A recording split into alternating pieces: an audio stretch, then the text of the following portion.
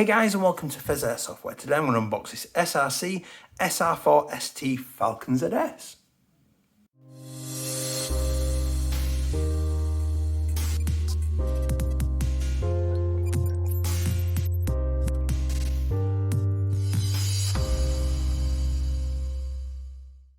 Hey guys, and welcome back. If you do enjoy this content today, please do like and subscribe because you're going to really help my channel grow. If you're interested in being a member as well, it's only 99 pence a month for bloopers, custom emojis and custom rank icons as well. And if you're part of the Discord, there is a private chat as well just for the members of the channels. So today then, we've got the SRC to get unboxing. So this is the SRC SR4 ST Falcon ZS. Now, I bought this months and months ago, and I paid about £216 at the time. I've since seen it on sale for £170.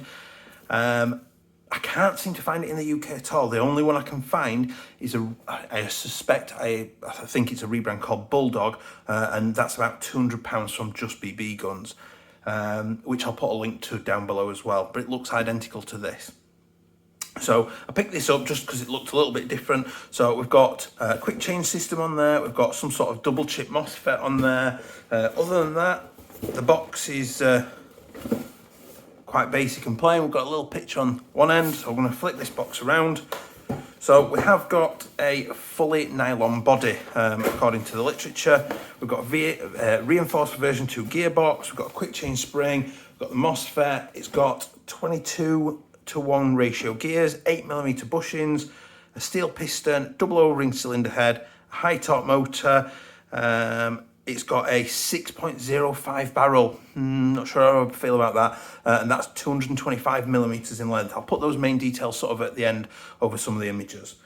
So in the box then, we've got an SMG style mag, which is it's a high cap, it's 280 rounds, and it comes with an adapter as well to sit, because this ultimately is just an AR type platform, so it will take those sorts of mags.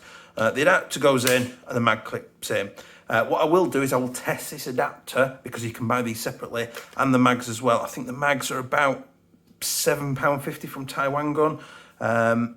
Again, I will link to the adapter and the mags as well down below in the description, but I'll test those in other stuff as well to see how they feed. You also get a little Magwell sort of shroud that goes around the Magwell to add to it, which will fit in a little bit. We've got general little bit of safety information from Taiwan Gun, a little target. We've got some SRC instructions, which seems to be a generic one. Oh, there we go, look, for installing the battery, extracting it. Now, it's not a very big battery compartment in the back, so we'll be looking at that. Other than that, generally, it's a oh, look, inline MOSFETs there, look. That'll be interesting to see. So we'll have a look at that, particularly get to see that during the disassembly as well. So we've also got a couple of little M-lock rails to go on the M-lock handguard. We've got a QD sling point, and then cleaning rod underneath, and we'll lift the box out of the way. Now, there she's quite a compact little piece. It's quite little. What I'm going to say is that is surprisingly, considering it's mostly nylon, that's surprisingly weightier than I was expecting it to be. The suppressor is actually full metal, so we'll go through sort of the externals and talk about it. So you've got a suppressor then. The inner barrel runs virtually to the end, so it's not going to do anything really to keep it quiet. And it is on, let's just spin in. Oh, there we go.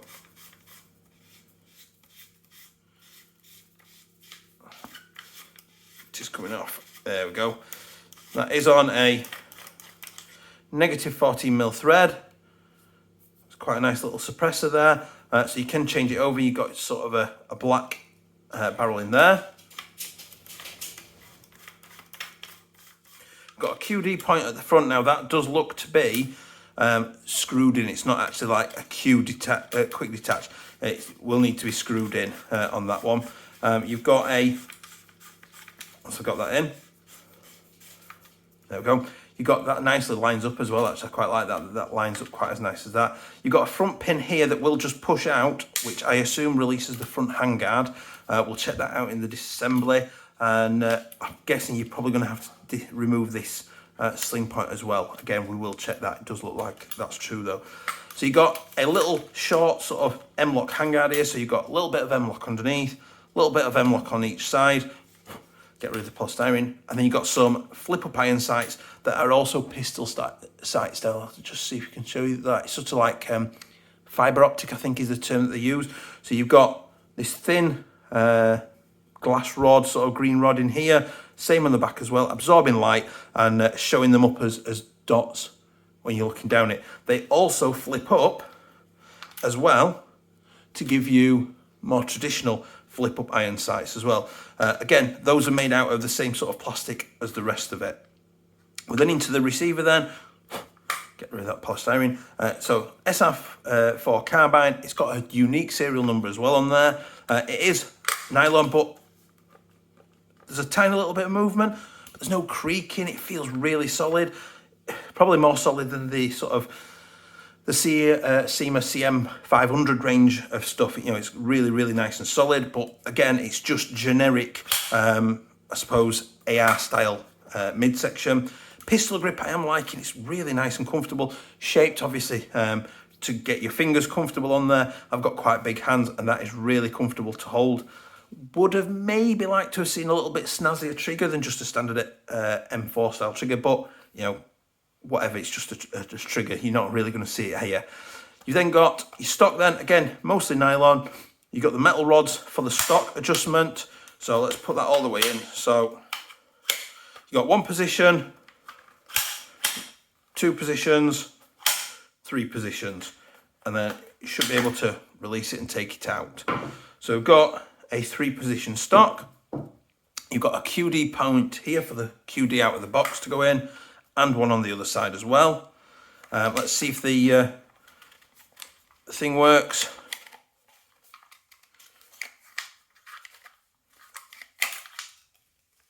No, this is not working. This doesn't lock open, the bolt, but there is the hop up. So you've got a rotary style hop up in there, and it says roll up to apply hop. That's a very stiff spring though. That's quite nice and satisfying to pull. Actually on that, it's not, some of them tend to be quite flimsy and weak. So then we've got the battery compartment on the back, and for this you've got a pinch point here and a pinch point here. Just pinch it in and pull them out. It is wired to mini Tamiya, which is fairly standard. I am at the point now where I'm thinking, actually, I think more manufacturers should be wiring them to Deans, and we should all generally be moving to Deans just because it's a bit better quality connection. But that's by the by. It's either very easy to swap it over, or it's totally fine to just leave it, at least in the first instance.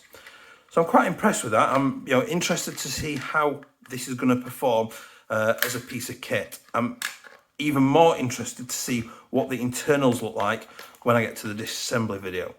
So what we're going to do now is we're going to go and have a look at the footage of the range check, the chrono, and the rate of fire, and see how that's doing.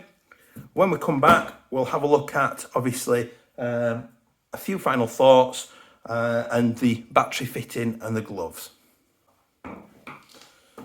So with the Magwell cover grip, it comes in 2 parts, and it fairly easily and nicely just clips on one side, clips on the other side. Ooh. And then you just sink 3 included screws into it. Phillips head screws. So I'll just do that now.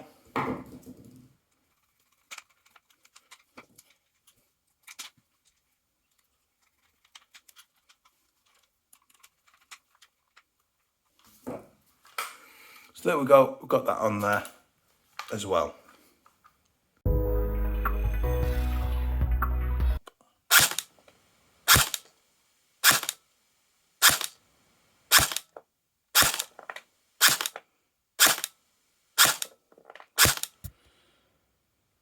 Max 336, Min 326.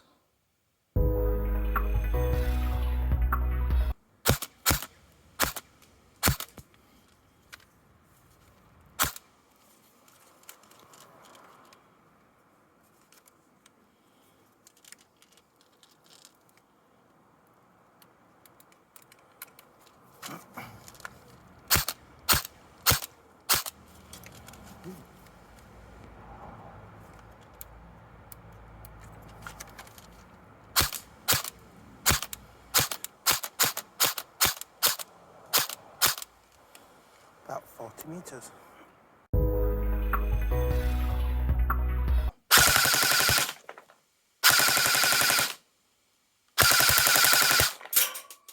About 11.3.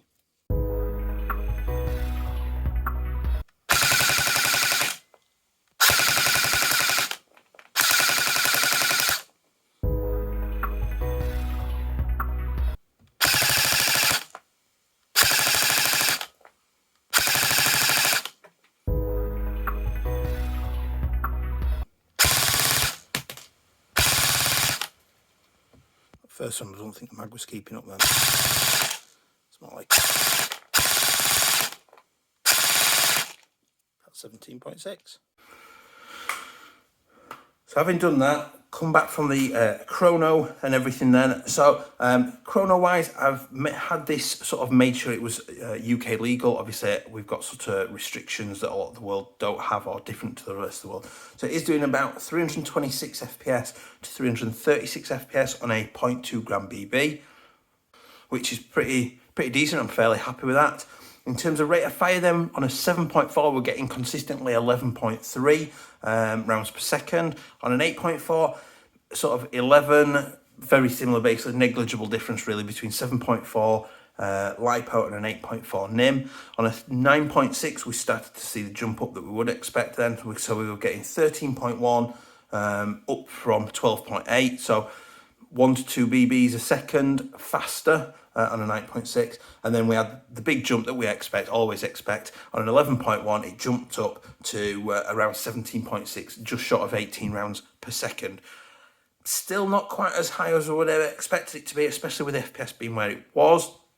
You know, would have hoped for maybe a little bit better. If the gears are 22:1 ratio with a high torque motor, then you're going for maybe more snappy trigger than anything. So that could be drastically improved. You know, if you wanted sort of your ultra rapid rate of fire, you could put sort of a 22 TPA motor in there and 13.1 gears, and it would significantly boost the rate of fire and things. In terms of range then, you're looking at about 40 meters. I did notice that it was a little bit of a spread at the end, just sort of, and I assume that's passed down to 6.05. Maybe a little bit of bedding in might make that a bit better. There was a little bit of a spread, but this is the kind of thing, to me, I don't think I'd necessarily run this as a woodland gun, a bigger open space. This would be something more in line with what I would run in a CQB setting. If you are going to do that, a quick point of note, make sure that the tracer does not sit over the barrel, because if the light gates are blocked in the tracer, then it won't illuminate your tracer BBs, just obviously. So you'd need like a barrel extension coming off and then your tracer on the end. So in terms of the mag and the Magwell, I tried a few different ways and types. So this adapter in this gun with this mag fit and fed absolutely fine, absolutely no issue. It went in the CM506 that belongs to my son. A little bit of a stiff fit, but went in there, or the adapter was a stiff fit, but fed absolutely perfectly. I also tried it in the Arcturus M4 I've currently got, and again, it fit and fed absolutely perfectly as well in that, but it was a very, very tight fit in the Arcturus as well. So those are the ones that I had available to me to try it on. And it worked really, really well. The one thing I will comment on is I did have to wind it frequently to keep it feeding nicely, just because it's got a tiny little spring. You've got a massive long feed tube. You're going to need to keep it wound a lot to keep it feeding. So if you are looking for that sort of SMG ARP style look, then this is an option if you've still got an M4. I will put that in together. So when it's in like that, to change the mag, you're just going to put your thumb on there and drop that out, and it goes back in, and it's virtually a vertical insert. So there you've got it like that. It's quite cool. I also tried this with normal M4 style mags. I've got the Arcturus high cap and mid cap. I got a Battle Axe mid cap as well, and I got the SEMA mag and one other brand, like a generic brand as well. I couldn't even remember. And they all fit and fed absolutely perfectly in this little beauty. To get the adapter out then, it's like an M4 mag. So you're going to press the mag release as usual, and then just pull down on the little mag release for the SMG mag, and out it comes. I do quite like the look of it. I'm not sure if it would be my personal choice. I don't think I would personally pick this, just because I do like short stuff, but I don't know, I don't feel like it suits me. It's not my particular style. But there is a lot of potential in there with how solid it is. I am excited to see what it looks like internally as well. I think there's a lot of potential in there for something quite good. It will be interesting to see during the disassembly what the internals are actually like, how sort of standard they are, if they've gone sort of off in their own direction. What we're going to do now then is I'm going to grab my gloves and we'll do the gloved operation, and then I'll grab the batteries and we'll look at that as well.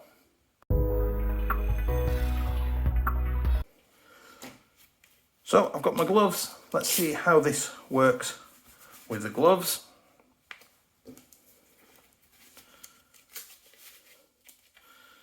By and large, I expect it to be quite nice and easy. So we'll start with the stock. Yeah, happy with the stock. I can get the stock in place and adjusted without any issues.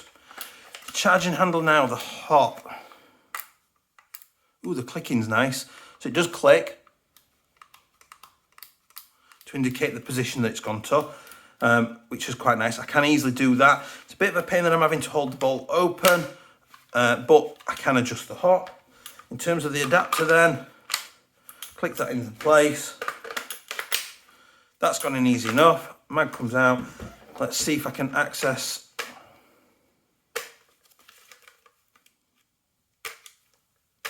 Oh, there we go. Managed to do it in the end, so I can get things in there. It's going to be a bit fiddly getting the BBs in there. That's a teeny tiny little feed fill hole, and the mag is easily wound underneath. So I'm quite happy that in general I can operate this without too much trouble at all, sort of with gloves on in general. Obviously, being an AR design, I assume the sort of thought about that as part of the AR design processes. You know, people will generally run gloves.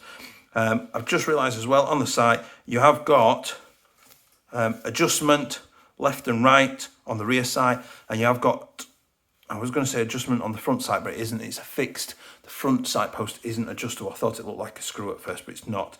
It's unadjustable. But the rear sight can be adjusted left or right by twisting the little dial on the back. So now that's over, we'll get to the batteries.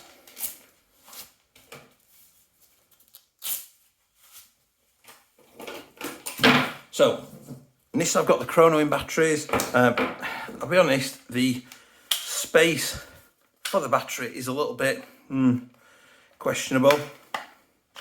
Take the stock out, pinch in and remove. So, obviously we've got a little bit of room coming out into the back of the battery extension there, but it's just a case of what is going to fit. So let's start with an 8.4 at 9.6, that's never going to fit. Which, if that doesn't fit, then none of my 7.4 or my 11.1 are going to fit in there. They're just too big. As you can see there, match it up, they're just too big to go in. So I'll clear those out.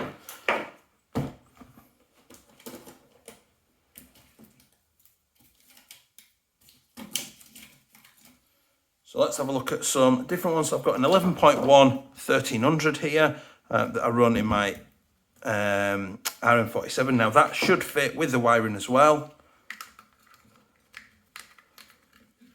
Should. All the way around. Come on, Pheas.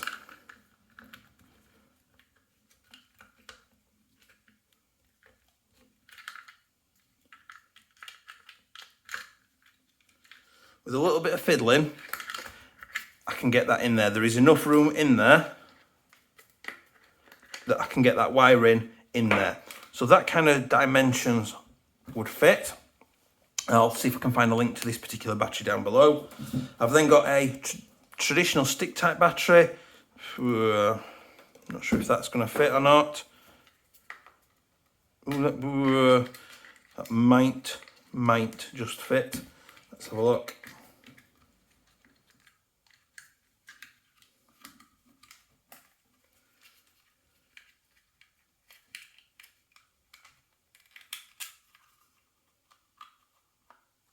No, Possibly, but I'm literally squishing the wires.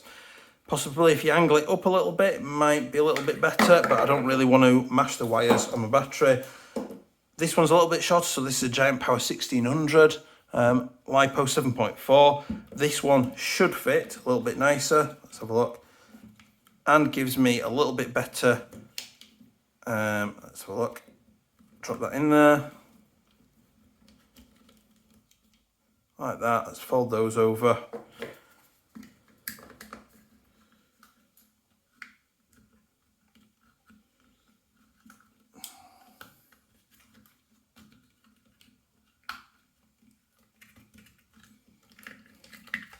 Let's get those underneath.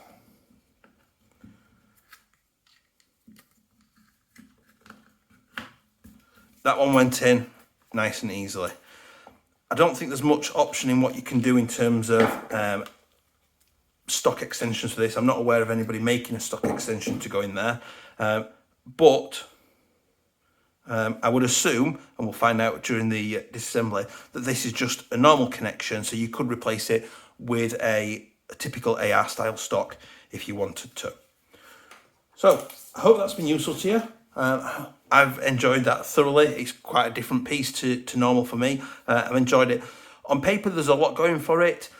In practicality, I've not quite enjoyed it as much as I thought I would do, but it's certainly not a bad piece of kit. I'm very much looking forward to disassembling it to see just how good it is or not good internally. So please remember to like, comment and subscribe. Massively appreciate it if you did want to become a member as well, but totally optional obviously. And I'll leave the main information with the pictures at the end. Thanks guys, see you next time. Bye.